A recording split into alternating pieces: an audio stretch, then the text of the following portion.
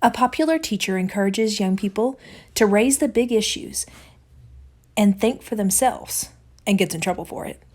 A bright young student takes a stand for freedom of thought and runs smack into a wall of official dogma. The authorities use the law to intimidate dissenters and try to discourage citizens from thinking for themselves about the evidence for evolution.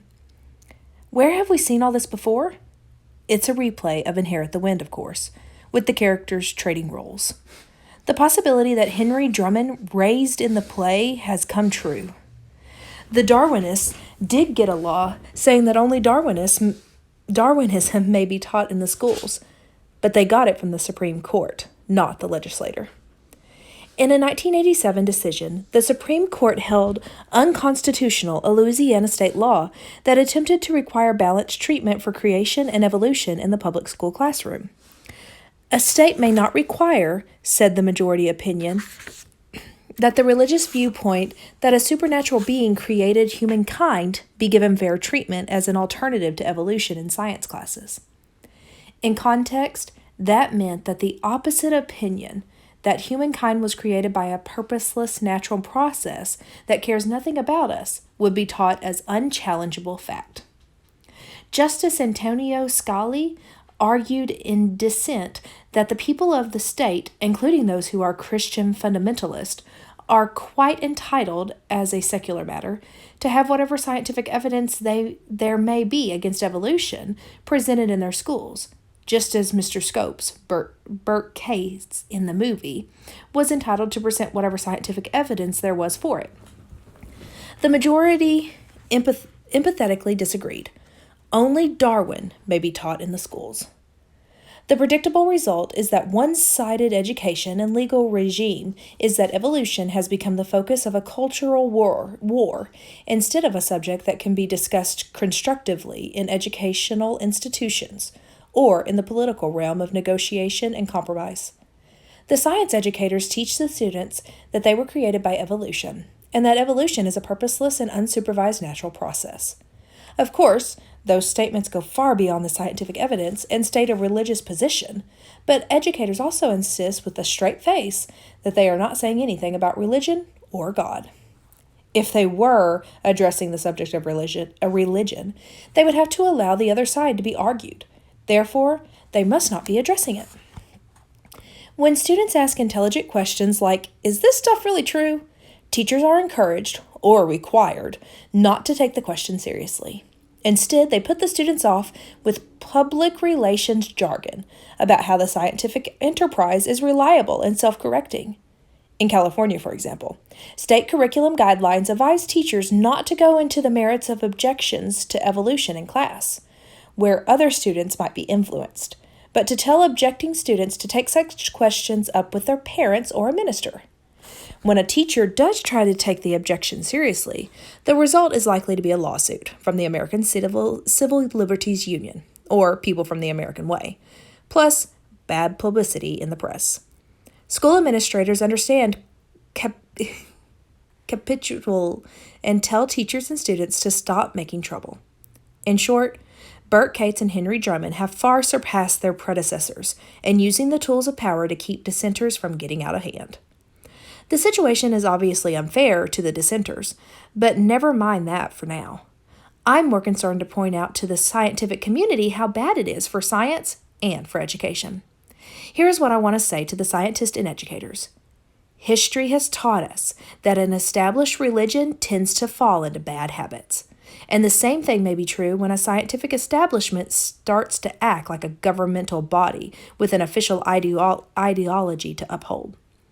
The price of having that kind of position is that you are tempted to protect your power and wealth by defending things you shouldn't be defending, with methods like double talk and intimidating threats of legal action that you shouldn't be using.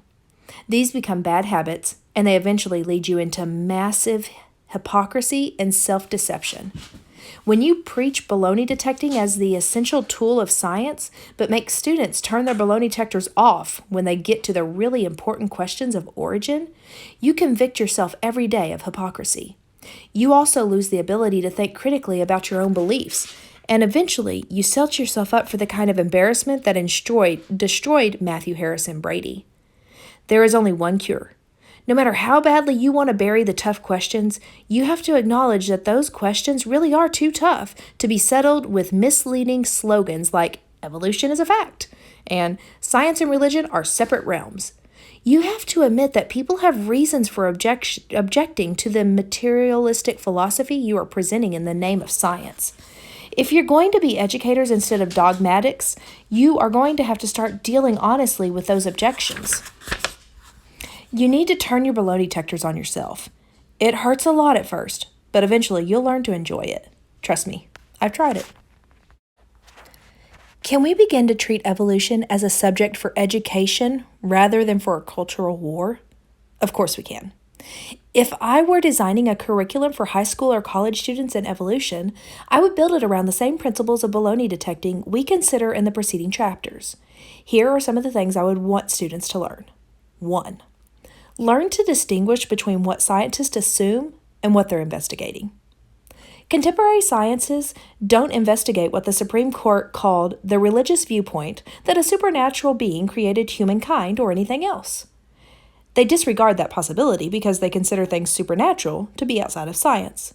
In other words, scientists start by assuming that naturalism is true, and they try to give purely natural explanations for everything, including our existence. Because of that assumption, scientists do not really consider whether evolution, as distinguished from creation, is true or whether evolution might be guided by God.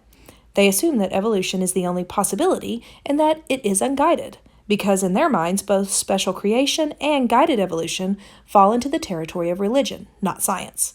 They also assume that natural selection has great creative power, not because that power can be demonstrated, but because there's no better naturalist alternative. Students should regard the neo-Darwin theory of evolution, then, as merely the best naturalistic explanation of our existence that science can provide. Whether it's true is another question, and we cannot go into that question unless we are allowed to consider the possibility that a creator exists. Understanding the critical role of philosophy in Darwinism is a key to understanding why the theory is so controversial, and why scientists want so badly to dodge the hard questions. Biologists have authority over questions of biology, but they have no authority to impose a philosophy on society.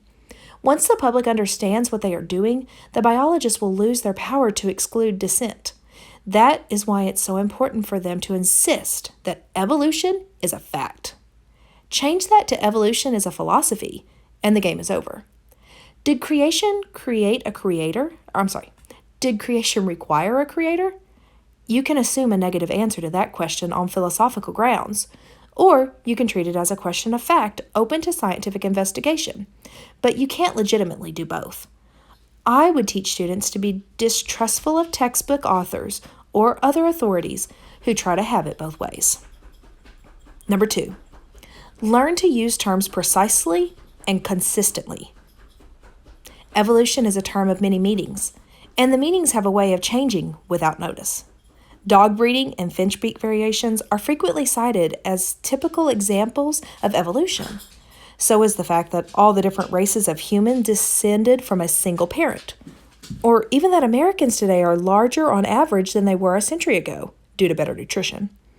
If relatively minor variations like that were all evolution were about, there would be no controversy, and even the strictest biblical fundamentalists would be evolutionist.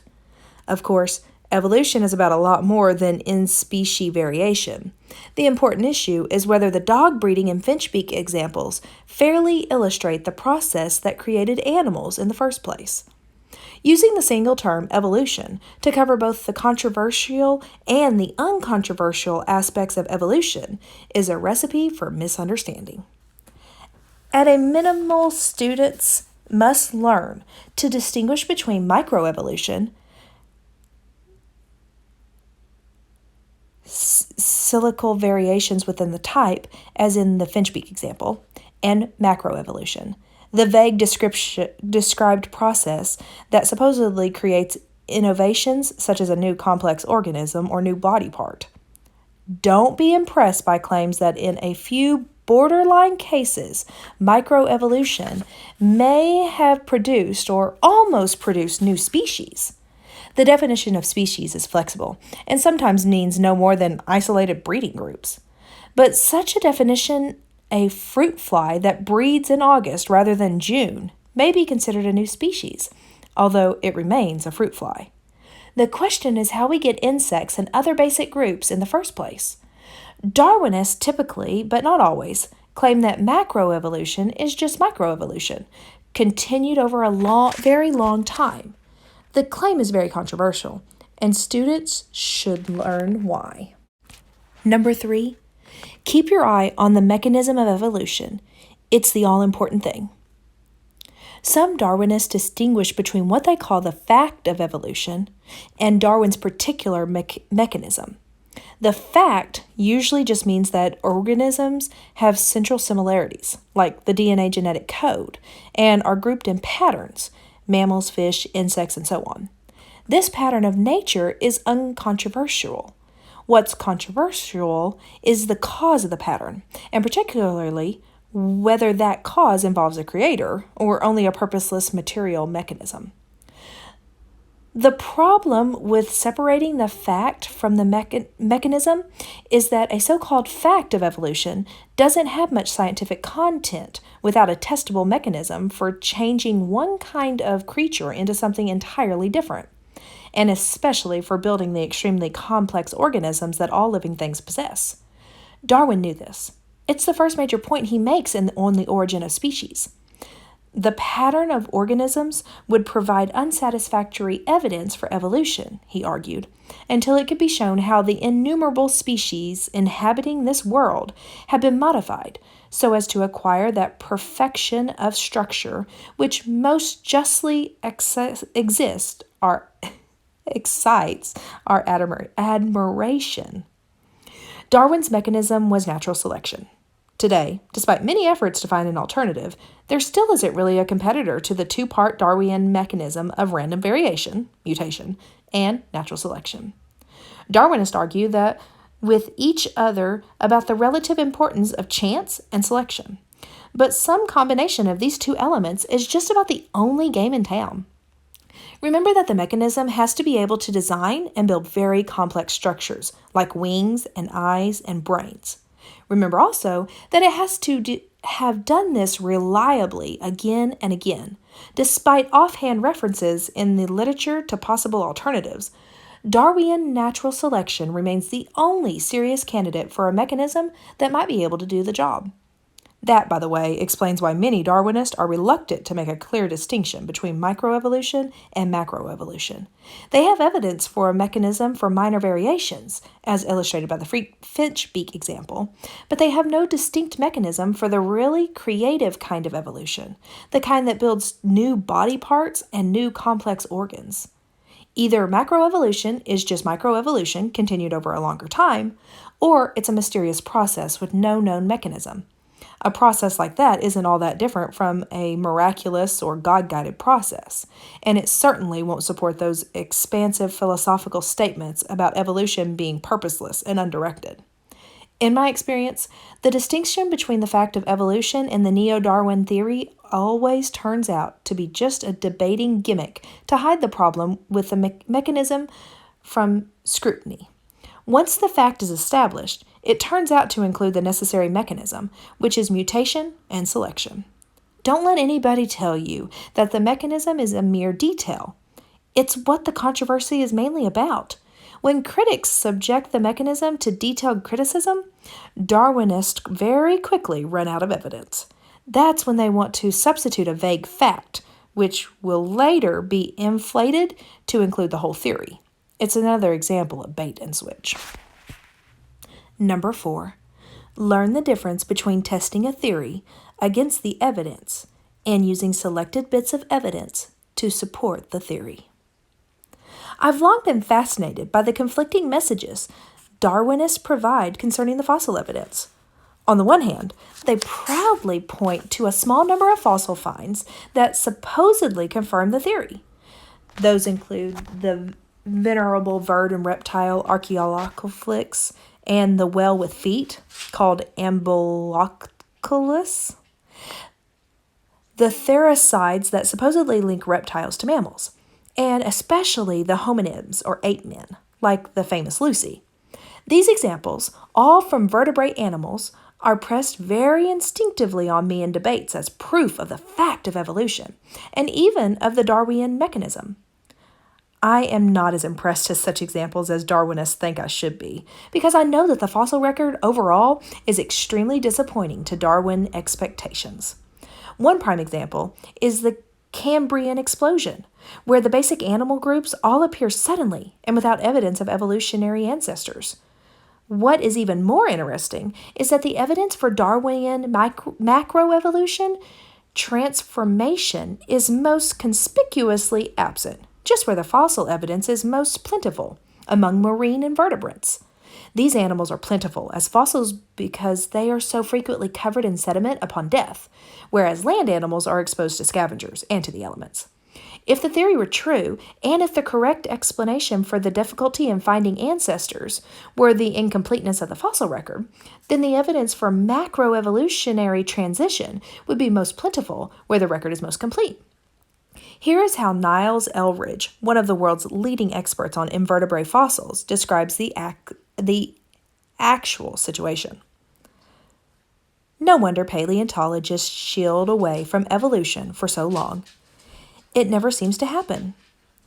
Assiduous collecting up cliff faces yields zigzags, minor oscillations, and the very occasional slight accumulation of change over millions of years, at a rate too slow to account for all the prodigious change that has occurred in evolutionary history. When we do see the introduction of evolutionary novelty, it usually shows up with a bang, and often with no firm evidence that the fossils did not evolve elsewhere. Evolution cannot forever be going on somewhere else, yet that's how the fossil record has struck many a forlorn paleontologist looking to learn something about evolution.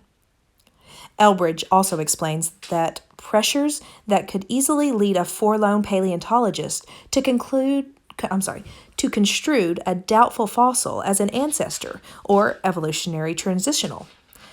Science takes for granted that the ancestors existed and the transitions occurred, so scientists ought to find positive evidence if they expect to have successful careers. According to Eldredge, the pressure for results, positive results, is enormous. This pressure is particularly great in the area of human evolution, where success in establishing a fossil as a human ancestor can turn an obscure paleontologist into a celebrity. Human evolution is also an area where the evidence is most subject to subjective interpretation, because ape and human bones are relatively similar. If you find an ape or human bone that's a bit unusual, can you construe it as a piece of a pre-human ancestor? If you can, and if the other experts will support you, your future may be a glorious one. Footnote number 1. The ever-changing story of human evolution took a strange new turn late in the 1996, when geochromatists announced a study from Java indicating that 3 human species, Homo erectus, Neanderthals, and modern humans, apparently coexisted on the Earth as recently as 30,000 years ago. The New York Times on December 13th of 1996 front-page story reported, until a couple of decades ago, scientists conceived of the human lineage as a neat progression of one species to the next, and generally thought it impossible that 2 species could have overlapped in place or time. It also observed it is not known how much contact the 3 species had, or if they could interbreed. If they could interbreed, then it would be more accurate to say that they were all a single species, Homo sapiens. Such huge areas of uncertainty support my view that general conclusions about evolution should not be drawn from the human fossil record, where the evidence is scanty and the temptation to subjectivity in interpretation is particularly great. Today's fact is likely to be tomorrow's discarded theory. End of footnote. In light of these pressures and temptations, how confident should we be that fossils of human ancestors are really what they propose to be? Could the wish be farther to the thought, as it so often is? To forestall outrageous protest, I should emphasize that there is nothing cynical about asking these questions, nor do they imply that anybody is committing a deliberate fraud. Remember the wise words of Richard Feynman. The first principle is that you must not fool yourself, and you are the easiest person to fool. Think how easy it would be for ambitious fossil hunters to fool themselves when the reward for doing so may be the cover story in National Geographic and a lifetime of research funding. Think how much pressure the other physical and anthropologists are under to develop standards that will allow some fossils to be authenticated as human ancestors. A fossil field without fossils is a candidate for extinction. Keeping all that in mind, why do you think such a high proportion of the fossils used to prove evolution come from this one speciality? Why do you think Niles Eldredge, a specialist in marine invertebrates, uses hominid examples rather than the vast record of fossil invertebrates to argue the case for evolution? If anybody tries to tell you that questions like these are improper, as they usually will, your baloney detector should blow a fuse. A scientist who objects to scientific testing is like a banker who doesn't want the books to be audited by independent accountants. View such people with suspicion. Number 5, learn the difference between intelligent and unintelligent causes. This is a distinction that many otherwise capable scientists do not understand because their materialistic philosophy teaches them to disregard it. I'll illustrate the point with a couple of examples. Tim Berra is a professor of zoology at Ohio State University. He wrote a book that was published by the Stanford University Press with the title Evolution and the Myth of Creationism, a basic guide to the facts in the evolution debate. Berra's book had much the same purpose as this book.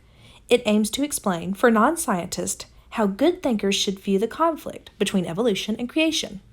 Here is Berra's explanation of evolution, which comes illustrated with photographs of automobiles in the middle of the book. Everything evolves in the sense of descent with modification, whether it be government policy, religion, sports cars, or organisms. The revolutionary fiberglass Corvette evolved from more mundane automotive ancestors in 1953.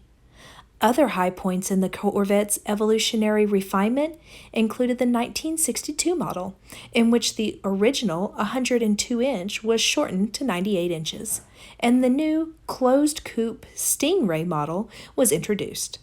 The 1968 model, the forerunner of today's Corvette morphology, which emerged with removable roof panels, and the 1978 Silver Anniversary model with fastback styling. Today's version continues the step-wide refinements that have been accumulating since 1953. The point is that the convertible evolved through a selective process, acting on variations that resulted in a sense of transitional form and an endpoint rather distinct from the starting point. A similar process shapes the evolution of organisms. Of course, every one of those Corvettes was designed by engineers. The Corvette sequence, like the sequence of Beethoven's symphonies and the opinions of the United States Supreme Court, does not illustrate naturalistic evolution at all. It illustrates how intelligent designers will typically achieve their purpose by adding variations to a basic design plan.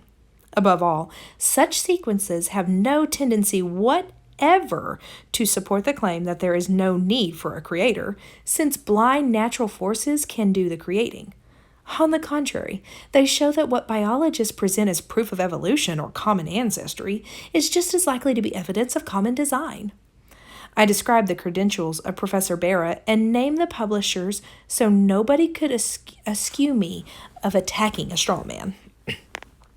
A distinguished university press would not publish such a book without obtaining professional reviews, certifying that its scientific explanations were reliable. Evidently, the reviewers said nothing wrong with equating automotive engineering and biological evolution.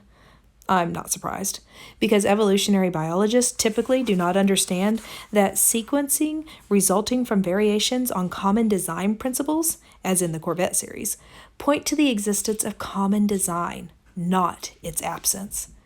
I have encountered this mistake so often in public debates that I've given it the nickname Barra's Blunder. A somewhat more sophisticated of Barra's Blunder is to confuse artificial, that is, intelligent selection, with natural selection. Francis Crick, who is a celebrated molecular biologist and a fervent scientific materialist, argued the case for Darwinism in these words: "If you doubt the power of natural selection, I urge you, to save your soul, to read Richard Dawkins' book, The Blind Watchmaker. I think you will find it a revelation. Dawkins gives a nice argument to show how far the process of evolution can go in the time available to it. He points out that man, by selection, has produced an enormous variety of types of dog, such as Pekingese, bulldogs, and so on, in the space of only a few thousand years.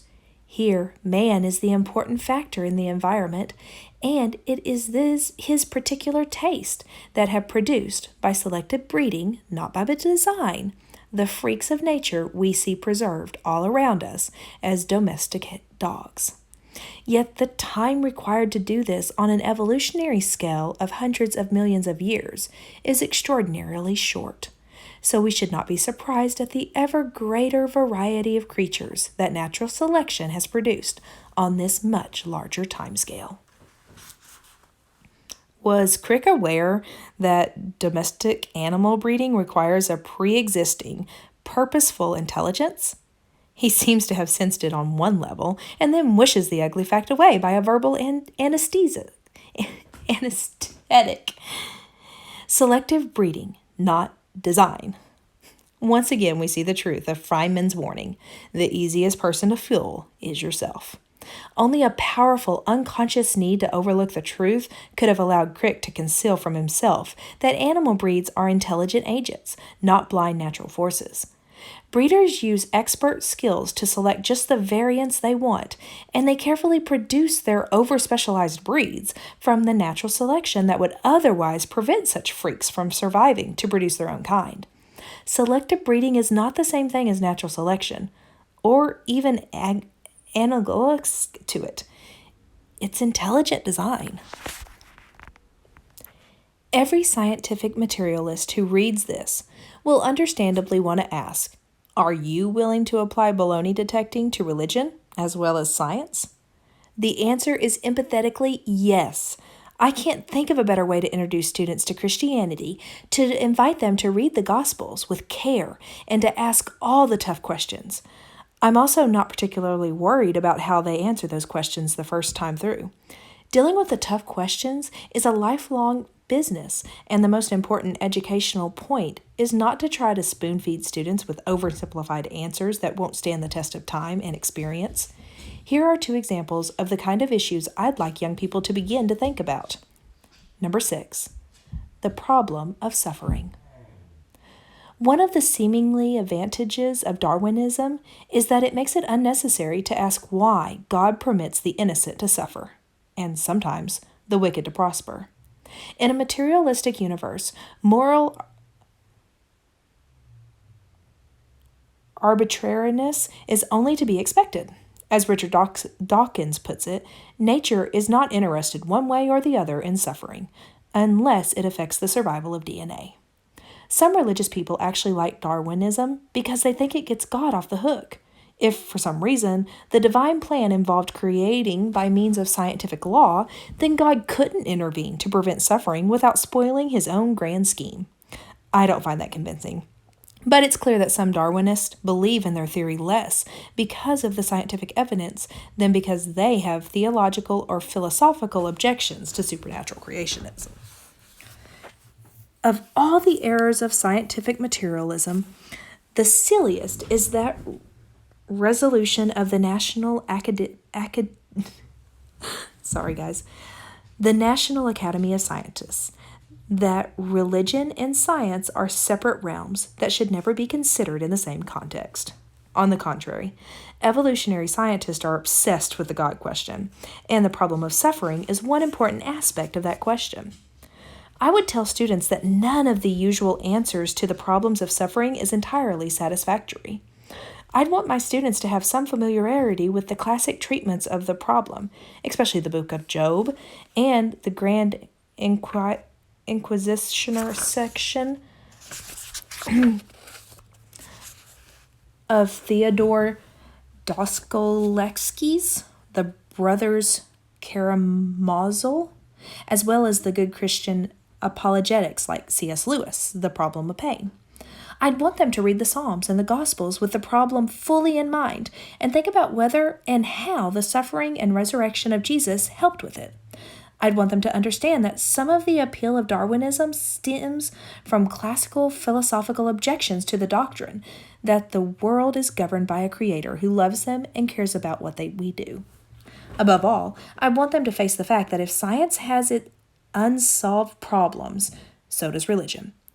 We all see through a glass darkly, but what glass should we try to see through? Number 7, the problem of faith. One of the illusions of scientific materialism is its insistence that materialists don't have faith commitments. Faith is not something some people have and others don't. Faith also isn't something opposed to reason. Faith is something that everybody needs to get started in any direction and to keep going in the face of discouragement. Reason builds on a foundation of faith. For example, scientific materialists have faith that they will eventually find a materialistic theory to explain the origin of life, even though the experimental evidence may be pretty discouraging for now.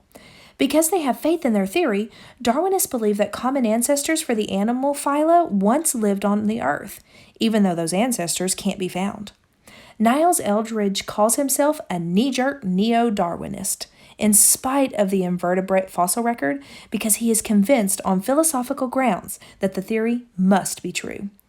That's every bit as much of a faith commitment as the belief of a young Earth creationist that all radiometric dating must be wrong because it contradicts the literal words of Genesis, and because it is a lot easier to deal with the problem of suffering if pain and death first entered the world after human beings had sinned. Given that every position has its difficulties, where should we put our faith? To use the words that Jesus taught us, what is the foundation of solid rock and what is the foundation of sand? The Christian says that the rock is God, and we should trust in the goodness of God all the more when the presence of evil and suffering incline us to doubt. The materialists say that the rock is matter, and that we should never move from an unshakable faith in science and materialism, even when we begin to be discouraged by the difficulties of explaining all the things that do exist without allowing a role of a creator. Whatever their faith commitments, good thinkers ought to be dissatisfied about the way things stand at the present time. The evidence that can survive baloney detecting isn't likely to satisfy either materialist or creationist. It seems for now as if new forms appeared miraculously and by no known mechanism at various widely separated times in the Earth's history. Maybe we'll be stuck with the mystery like that indefinitely, but I think it more likely that the 21st century will see a scientific revolution that will completely change our understanding of the history of life. If I'm right about that, the chance to participate in discovering that new understanding should be a thrilling prospect for young people looking forward to a career in science.